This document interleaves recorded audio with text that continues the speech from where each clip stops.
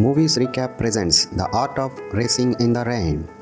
शुरुआती सीन में बहुत सारे पपीज़ को दिखाता है। उसमें एक पपी को डैनी खरीद लेता है और उसे अपने साथ ले जाता है। अगले दिन डैनी पपी को अपने अपार्टमेंट में ले आता है। एंजो को वो जगह बहुत पसंद आती है। अब हम देखते हैं कि डैनी की मुलाकात ईव नाम की एक लड़की से होती है। डैनी ईव को अपने डॉग एंजो से मिलवाता है। डैनी को ईव पसंद आने लगती है। ईव भी डैनी की हर रेसिंग प्रतियोगिता में आने लगती है। जैसे जैसे कहानी आगे बढ़ती है हमें पता चलता है कि ईव और डैनी की शादी भी हो जाती है।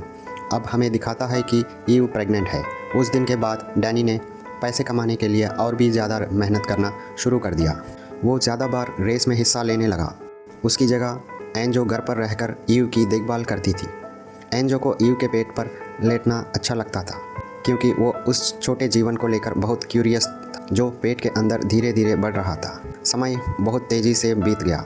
ईव का बच्चा जन्म लेने वाला था। एंजो दरवाजे के बाहर ही रुका रहा। वो ज़्यादा दूर जाने की हिम्मत नहीं कर पाया।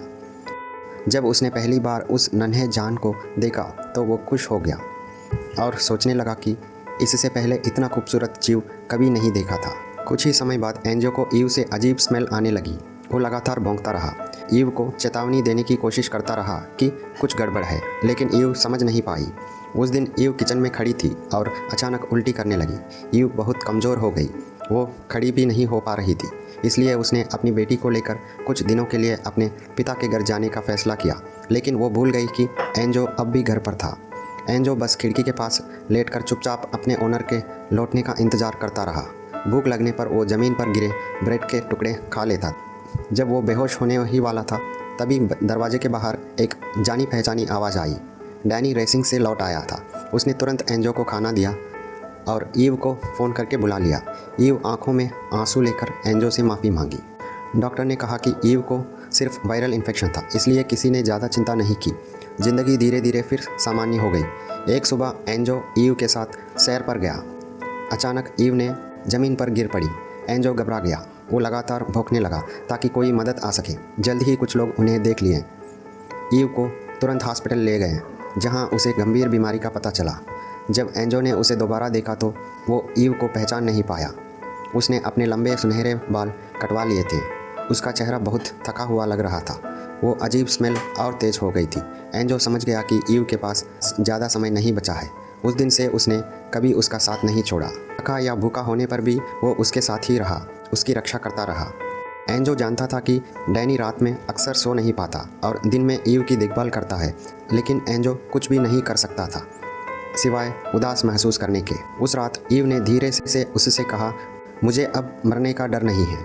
मेरे जाने के बाद मेरी बेटी का ख्याल रखना। उसने प्यार से एंजो के सिर पर हाथ फेरा और नींद में ही शांति से चल बसी। अगले दिन एंजो खिड़की के पास लेटा रहा और सबको दूर जाते हुए देखता रहा।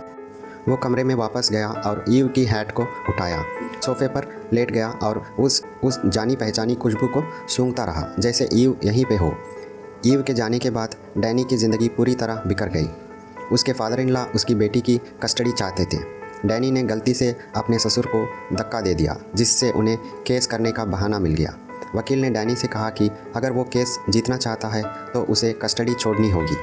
भारी दबाव ने उसे लगभग तोड़ दिया। वो इमोशंस को कंट्रोल करने के लिए दौड़ने चला गया, लेकिन बाहर बारिश हो रही थी। एंजो को उसकी चिंता हुई। वो उसके पीछे दौड़ने लगा, लेकिन एंजो अब बूढ़ा हो चुका था। वो अपने मालिक के साथ कदम नहीं मिला पा रहा था। सड़क पार करते समय एंजो को एक कार ने टक्कर मार दी।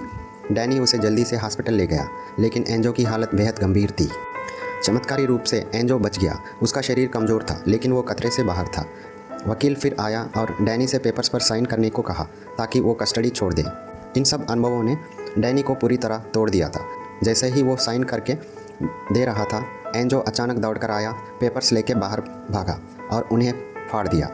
उसी पल डैनी पूरी तरह होश में आ गया।